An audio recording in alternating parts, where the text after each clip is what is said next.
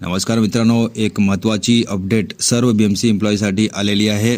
जसा की तुम्हाला माहीत आहे की 15 जानेवारीला BMCचा इलेक्शन आहे आणि याचा निकाल 16 जानेवारीला लागेल।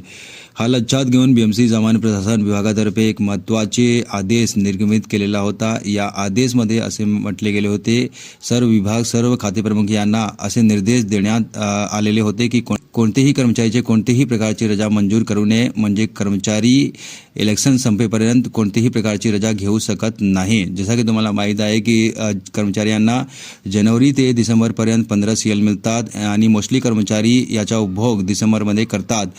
पण हा आदेशामुळे कर्मचारी CL किंवा कोणत्याही प्रकारची रजा घेऊ शकत नाही, म्हणजे तो रजा वाया जाईल। हा लक्षात घेऊन म्युनिसिपल मजदूर युनियनतर्फे एक महत्त्वाची मागणी केलेली आहे। हा मागणीमध्ये असे म्हटले गेले आहे की जो शिल्लक रजा आहे तो रजा नेक्स्ट वार्षिक रजामध्ये काउंट करण्यात यावी, जेणेकरून कर्मचारी याचा फायदा नेक्स्ट वार्षिक रजामध्ये घेऊ शकतात।